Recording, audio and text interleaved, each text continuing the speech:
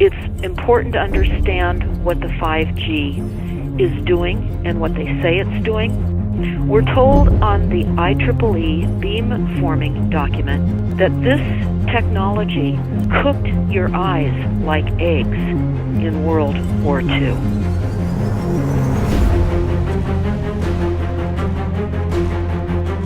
And you all need to understand these are military weapons. These are assault frequencies. If you garner nothing more than that, that's what you need to know. It's microwave radiation warfare, is what this is.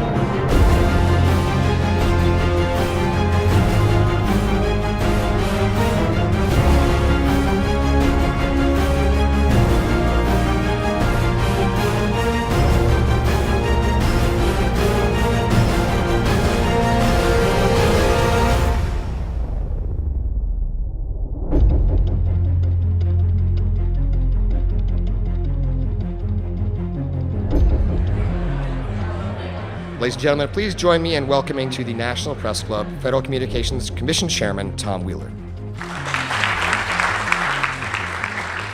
It's an honor to be here at the National Press Club. The first generation wireless, 1G, was voice. The second generation, 2G, allowed both talk and text. The third generation, 3G, the internet, in a limited way. And today's technology, 4G, completed that digital migration. But if anyone tells you that they know the details of what 5G is going to become, run the other way. This video is brought to you by the number 5 and the letter G. And pretty soon, everything else will be too.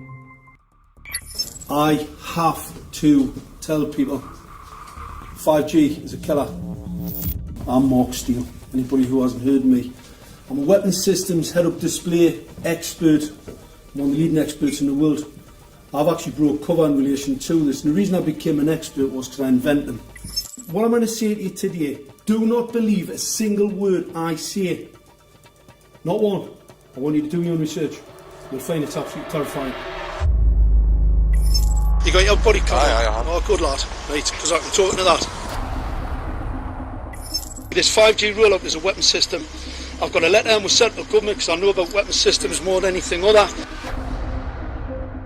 In Britain, in a place in the north of England called Gateshead, a scientist there called Mark Steele has been very publicly and actively warning people about the effects of LED streetlights, which he says in Gateshead are emitting now 5G. Right, what's the crack? Hey, lads. I'm just having a word with these Gateshead council workers about replacing these transmitters on these lights that are causing harm and assaulting the community.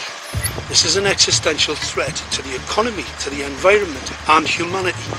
If these transmitters are everywhere, then everyone's at risk, surely.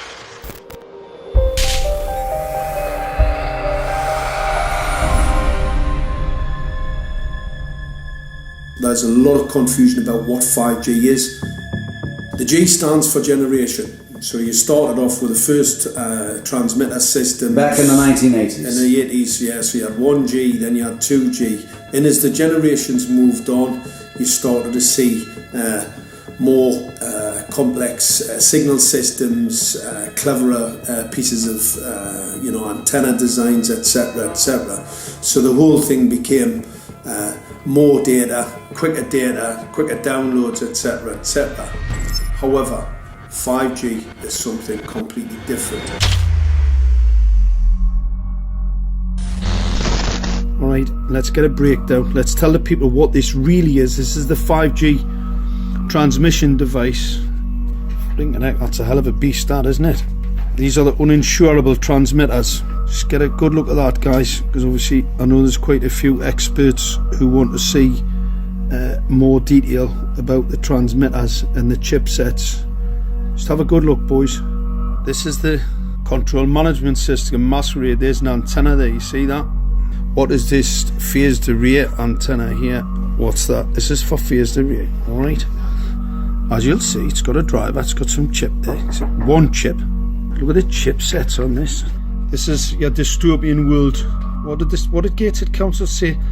I'll tell you what, I think we better send some of these educated fools back to school, or just send them to prison, whichever's the easiest. I think prison's probably better. Alright, that's 5G, guys. That's 5G hardware. You must consider the whole part played by electricity in nature. Human beings cannot go on developing in the same way in an atmosphere permeated on all sides by electric currents and radiations. It has an influence on the whole development of man. This life of men in the midst of electricity, notably radiant electricity, will presently affect them in such a way that they will no longer be able to understand the news which they receive so rapidly. The effect is to damp down their intelligence. Such effects are already seen today. Even today, you can notice how people understand the things that come to them with far greater difficulty than they did a few decades ago. Rudolf Steiner, 1924. Rudolf Steiner noted that in 1924, since then our atmosphere has become far more permeated with electric waves of widely diverse types. There's no doubt now that electric waves, electromagnetic forces, cause direct biological effects. There's thousands of peer-reviewed papers on this subject. There's no doubt about it. But what are these effects? How are they affecting us? What can we do about it? We're now at a stage where we're putting in what's called 5G, which is a special type of broadcast for high-density information transfers. And it turns out that this is the same frequency bands that are used in crowd dispersal weaponry.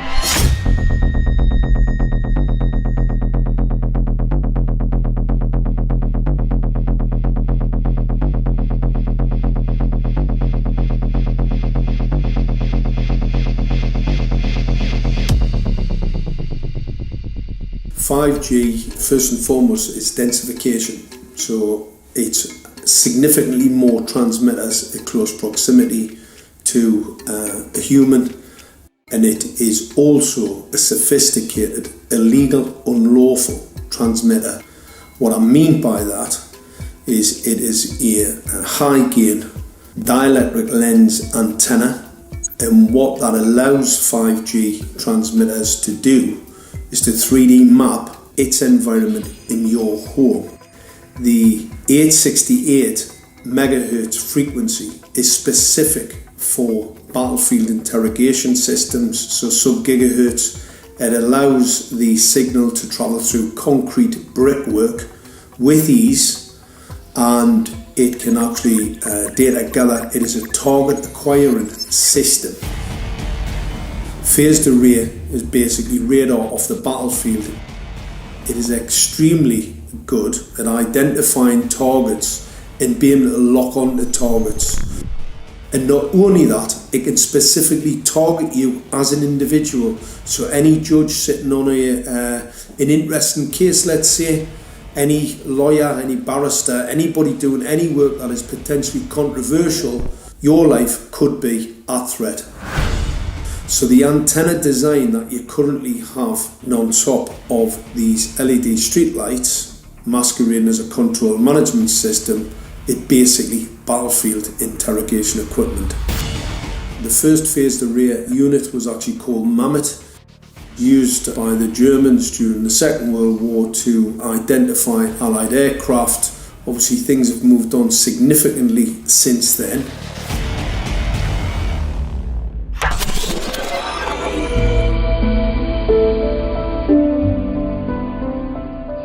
Well, I joined the Royal Navy in 1960, and I specialised in microwave warfare. Radar, obviously, which uses microwave, but they don't just teach you radar, they teach you all about microwaves and other uses. So I understood about microwave warfare and how it can damage people, how it can harm people. Microwaves then were used as weapons, as they are today. It is a perfect stealth weapon, and when governments don't like a group of people, For instance, the ladies who protest at Greenham Common in England about the American missile base they camped, they were microwaved. We microwaved Catholics in Northern Ireland to make them sick. It goes on all over the world, and it's a weapon that you don't know you're being targeted, because the dose is very, very low, which is actually more dangerous than a high dose.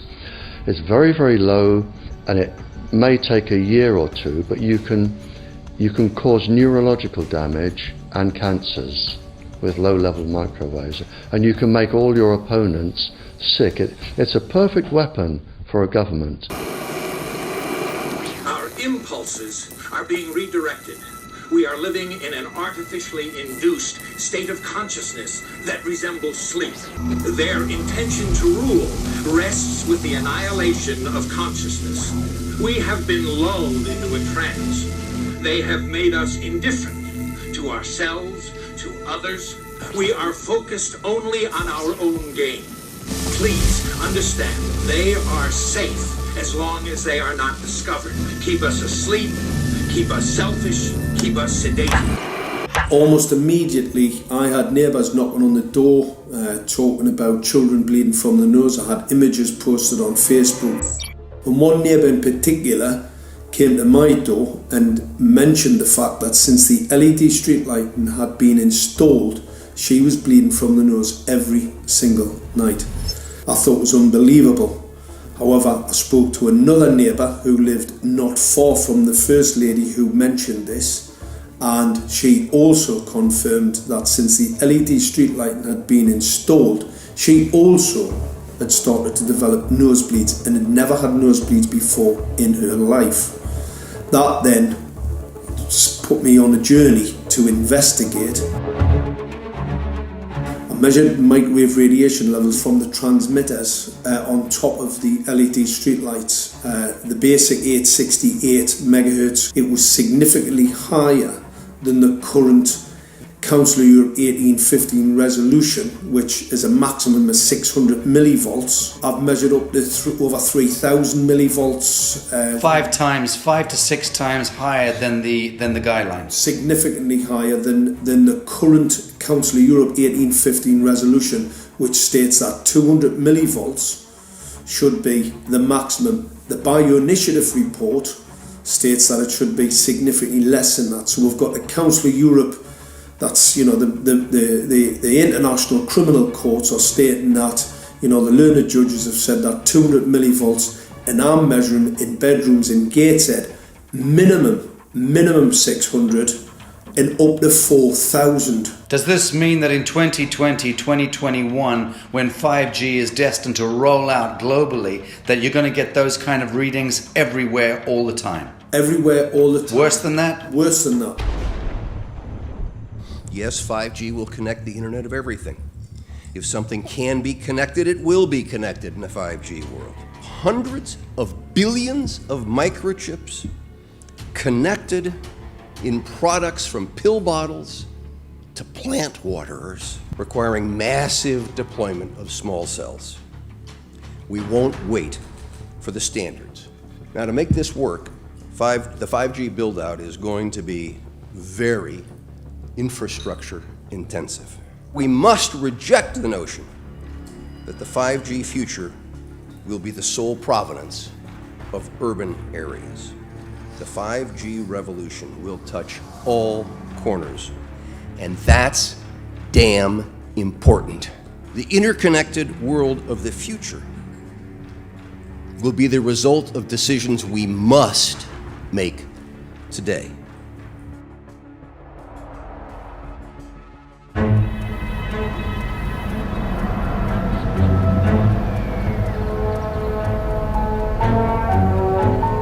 The main issue before us today is Senate Bill 637 and Senate Bill 894, the former by Senator Hugh and the latter by Senator Knopf.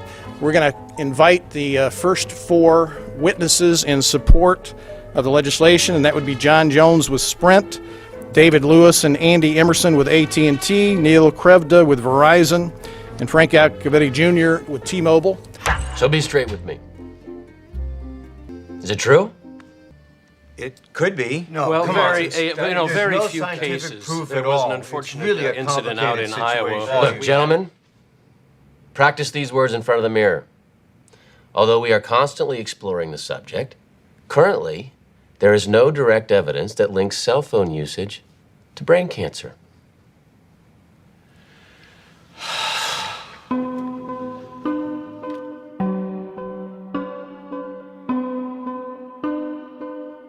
I'm Sharon Goldberg. I'm an internal medicine physician. I've practiced medicine for 21 years, and my background is mostly academic, internal medicine, hospital-based, clinical research, and medical education. I'm a certified Microsoft small business specialist. I've worked on space station designing the cabling system for the airlock module, where I was responsible for EMI, EMC analysis, which is electromagnetic interference, electromagnetic compatibility. I am a professor in the Department of Epidemiology, Biostatistics, and Occupational Health, and I teach there both toxicology and health effects of electromagnetic radiation. My name is Daphne Tachover, and I'm the founder of an organization called We Are the Evidence. We are an organization that represents the many adults and unfortunately many children who have become very sick from wireless technology radiation. There seems to be a couple false Easter eggs being put out there right now. I want to make sure we dispel that right off the gate. The effects of wireless on health scientifically are very, very clear. So it's always pushed back to the definition of an acceptable level of radiation. And that's what this is, by the way. This is about radiation. Wireless radiation has biological effects, period. My name is Dr. Angie Kolbeck. I've been reviewing the studies showing the impacts of wireless radiation on our health, and there are now thousands of studies showing the following adverse health impacts to wireless radiation: cancer, oxidative damage, DNA damage, DNA failure. Things like memory, dizziness, anxiety, brain fog. Headaches, nosebleeds, cognitive problem, exhaustion. We have evidence of DNA damage, cardiomyopathy, which is the precursor of congestive heart failure. Short and long-term memory loss, decreased attention spans, lower reaction times, even involuntary contractions of muscles causing misalignments of spines and jaws. Breast cancer. We suddenly have breast cancer in women who have no DNA predisposition. Disrupted immune function and change in stress proteins, reproductive and fertility effects. There are dozens and dozens of studies that show beyond any doubt what this radiation is doing to our sperm. Now, if you take the cell phone out of your pocket, the sperm will recuperate within 3 to 4 months. What would not recuperate would be the damage to the DNA of the sperm. That is irreparable.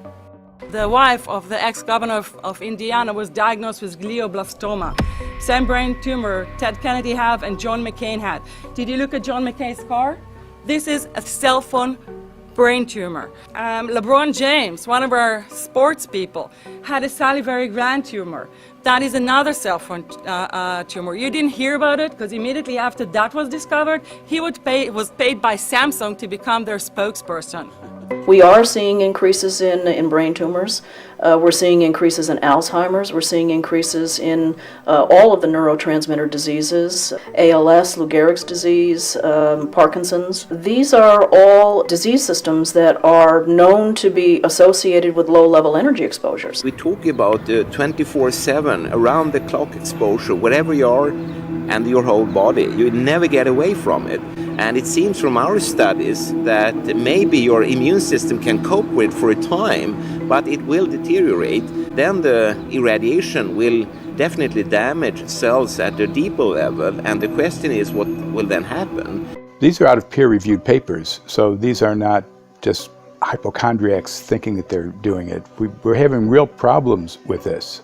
This is no longer a subject for debate when you look at PubMed and the peer-reviewed literature.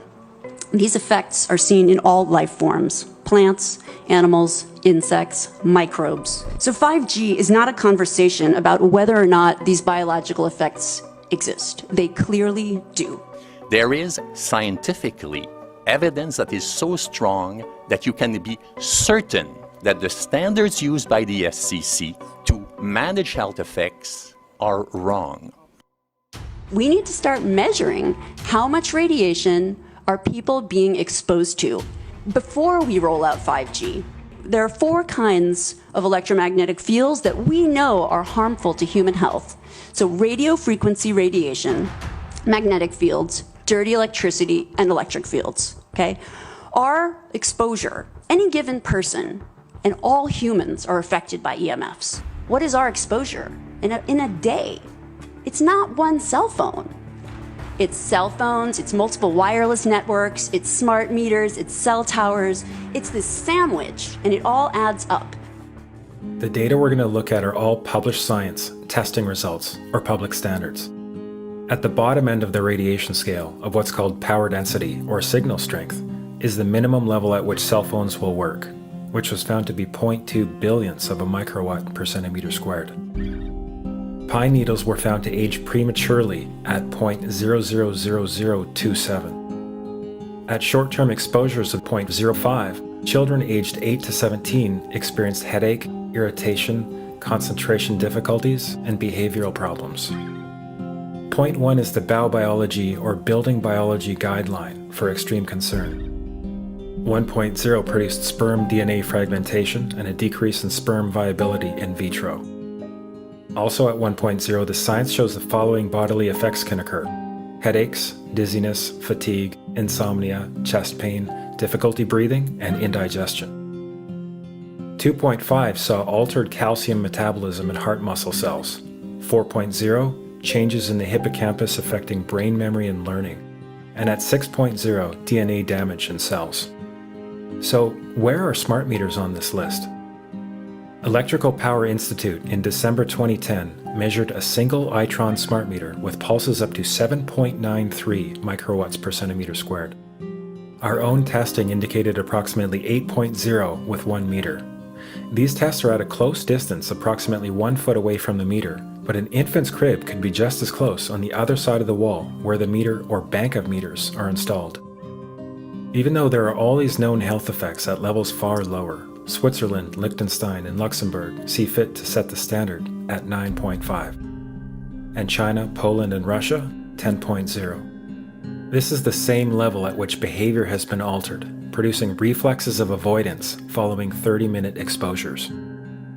A room of 12 smart meters, very common and even a conservative number in an apartment building, tested at 19.8 microwatts per centimeter squared. This is hundreds of times higher than levels which clearly indicate harmful effects. So, how can utilities and governments get away with forcing these devices on everyone? This is how. In Canada and the US and several other civilized countries, the safety limit is set at 600 to 1,000 microwatts per centimeter squared. This so-called safety limit is literally tens of thousands of times higher than levels which are known to damage health according to peer-reviewed published science.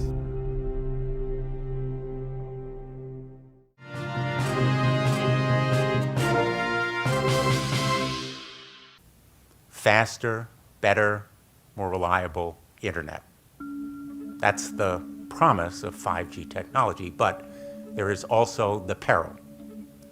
Health hazards associated with radio frequency that is higher also and requires more transmitters and antennas. And the stark, simple fact is the health hazards are unknown and unstudied. And that is a sign of neglect and disregard on the part of the Federal Communications Commission that seems unacceptable. There have been no answers so far. The FCC basically has said everything's fine, but in order to reach a conclusion about the health and safety of this new technology, we need facts. Mr. Chairman, thank you for having this hearing. 5G, as you well know, also uses higher frequency waves that don't travel as far and will rely on a network of hundreds of thousands, potentially millions of small cell sites. And the question then is, are there any health implications, any public safety implications to those additional sites that are likely to be located close to homes, schools, workplaces, and closer to the ground, correct? Correct, Senator. Yes.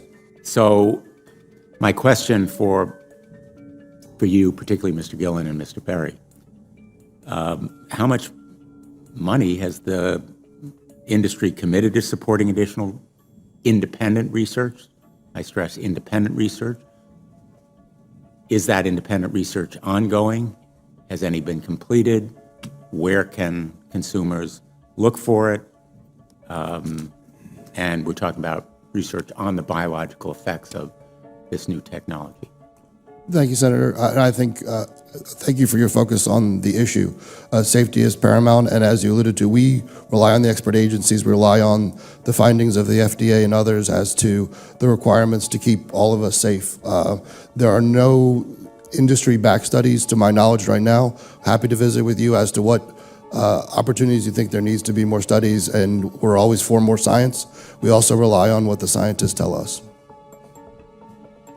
So essentially, the answer to my question, how much money? Zero. I can certainly follow up with you, Senator. To my knowledge, there's no active studies being backed by industry today. Anybody else know of industry commitments to back research, fund it, support it, to ascertain scientifically the health effect? No, I'm not aware of any. So there really is no research ongoing. We're kind of flying blind here, so far as health and safety is concerned. Thank you, Mr. Chairman.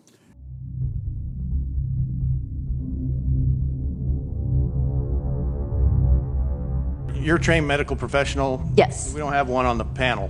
What are we to make of the American Cancer Society, for example, telling us there's no evidence of harmful product? Many of these organizations have conflicts of interest. Very briefly, if you can, what do you mean by conflict of interest? One of the first things that you teach residents is that you always have to look at the funding. There's a tremendous amount of sponsored research by people who are hired to do studies to find no effect. And that's plagued this field in a number of countries. The radio frequency radiation work that we did was supported by Motorola. The relationship was really very cordial and very stress-free, but only up until we started generating data. These folks were very, very upset and began to talk about how are they going to handle this, what sort of spin can we put on this, what can we expect from this, and from that point on the relationship changed. What we saw was that Motorola began to exert more and more control over the work, telling us what to do, telling us how to write abstracts, what to say in the abstracts, what to say in the papers, how to do the work. No, don't do this. Yes, do it this way. This was unacceptable. I had completed our study of DNA damage, and I submitted the final report to Motorola. They simply weren't willing to accept my interpretation of my study, my evaluation of my study, my knowledge of science at that point, and tried to urge me not to publish the study. Did you hear about people coming to you as far as having complaints about illness? We were made aware of health complaints following installation of smart meters, and we wanted to verify this using our field work. So I measured the field of about 30 different people while they stood 1 foot in front of the smart meter, and in every single case, the human energy field was obliterated as they stood in front of the smart meter. So in our first slides, what we see is normal cells, and the structure of the cells is intact and sound.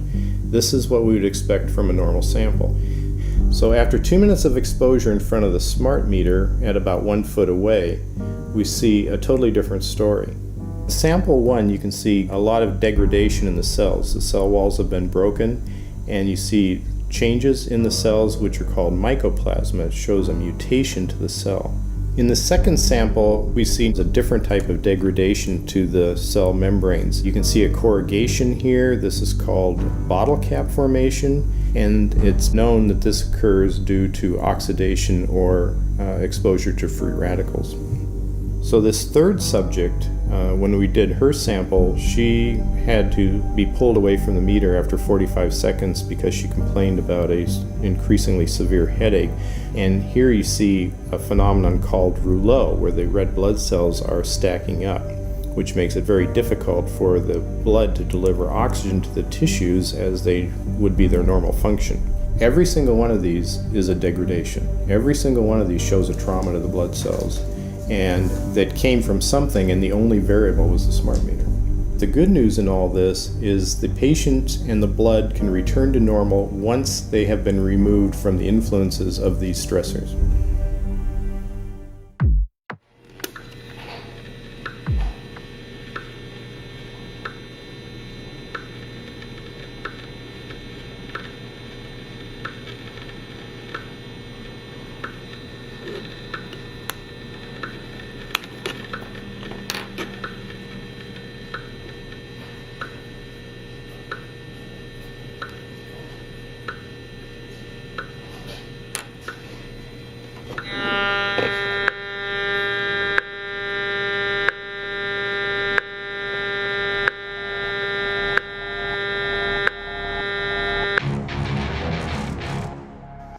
Some of the effects that we can look at, well, one thing is just our regular Wi-Fi, 2.4 gigahertz. That's in the same range as microwave ovens, which are also called radar ranges, because that is radar. 2.4 gigahertz is interesting. It's not the peak absorption rate in water for microwave frequencies, but it's at a point where it allows full penetration, because if it came in at the peak, it would prevent the insides from getting warm. So that's with basic Wi-Fi. Now when we look at 5G, 60 gigahertz, this is what they call active dispersal sort of weaponry, just to keep people back. It burns the skin. It doesn't penetrate, but 60 gigahertz is the frequency of oxygen molecule absorption. Since they have electrons that they share with each other, what we breathe is actually O2, pair of oxygen. So being bombarded with 60 gigahertz could very well impair our oxygen absorption rates in our body, and thereby the whole basis of our living system. Martin Pall says, putting tens of millions of 5G antennas without a single biological test of safety has to be about the stupidest idea anyone has had in the history of the world. So assessing all this, we have experts in various fields: military EMF weaponry, biological effects on humans, firefighters that are getting cognitive impairment by being there in them, countries that are banning these sort of technologies around schools because of the impairment to cognitive. Let's weigh that up in light of what Rudolf Steiner said in 1924 about just mere radio causing the impairment of cognitive functions on people, that they can receive news from around the world, but they can't understand it as well because of the effect of the electricity. We have to say, something smells sinister here. With the 5th generation, it's actually a whole new ballgame. It's not using the same technology. They're switching to military-grade millimeter wave technology.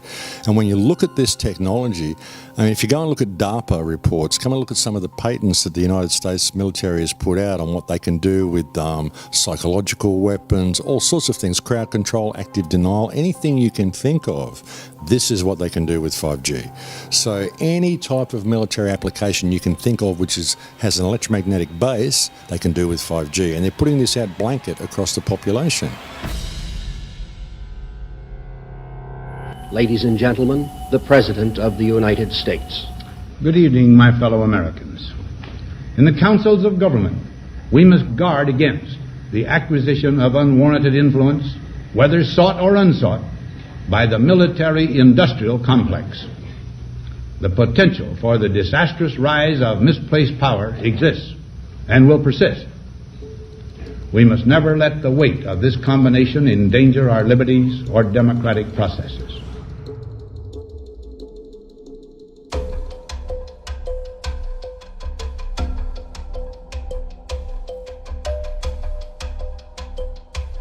The FCC is a capture agency. They probably conducted what I believe to be the biggest fraud on the public ever conducted.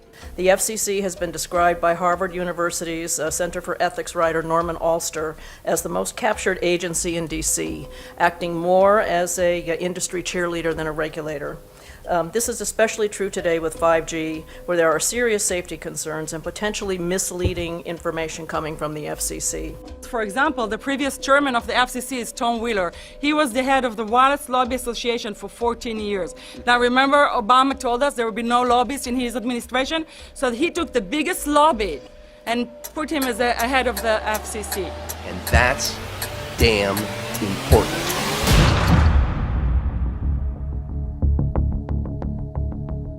In 1993, the FCC started a rulemaking to adopt the IEEE regulations on this issue. IEEE is an engineer association. Why is it that we adopt regulation of engineers who maybe know how to measure this radiation when it's passing a wall, but not when it's passing a body? All our health agencies objected it, saying that it makes no sense to adopt engineer association, that they had not even one biomedical person on their team. They are effectively indemnified against adverse health impact lawsuits when the acceptable limits are higher than the limits actually shown to show harmful health effects. The FCC guidelines were developed for short-term exposures, 6 minutes, 30 minutes, depending on it's a phone or an outdoor exposure. And they have absolutely no connection to the biological effects that have been very clearly summarized in the Bio Initiative. So as you can see, there's a number of individuals in this room today that have serious concerns about this as regards to their health. If one of your companies decides to put one of these small cells up at a pole that's within, say, 50 feet of one of their houses, what recourse do they have to say, is there a way to move it somewhere else? There's language in the bill so that the authority can require the applicant to come forth with certification of compliance with the FCC's rules related to radio frequency emission. Remember that denial of request or denial of permit request that you can put in? It's going to point back to the acceptable levels as determined by the FCC, not the EPA and not the CDC, the ones who usually take care of health concerns, but by the FCC, which is staffed by former members of the telecommunication industry. That's the fox guarding the henhouse. It's a fact that most insurance companies will not indemnify against EMF effects. Telecom companies around the world are warning their investors of potential major costs due to real or alleged risks of EMF pollution from their products. Interestingly enough, they're warning their investors, but they're not telling their customers. They're basically keeping it quiet because that's where their money comes from. So we're using technology that could be very potentially harmful to us, and the investors know it. But their only worry is that they might lose money, not that our health might be affected. First of all, I think what you should really think about is why is it that they're not insured? It's not that they chose to be self-insured. They actually rejected by the insurance company from being insured because they understand the risk. And so the insurance companies, the big insurance companies, will not insure the telecommunications? So there's insurance companies, and then there's what's called secondary insurance companies. Secondary insurance companies are the insurance companies that insure the insurance companies. So in an event, an insurance company, let's say I insure Verizon, and it may not be able to meet the claims, then the secondary insurance company is kicking in. Like Lloyd's of London. Sorry? Like Yes, Lloyd's of exactly. London. So two leading ones would be Lloyd's of London and Swiss Re. Both told the insurance company not to insure the wireless industry, and this is why they're not insured. And that should give you a hint. Now, this is exactly why they have to prevent a health lawsuit. And how did they prevent lawsuit? That goes back to Section 704.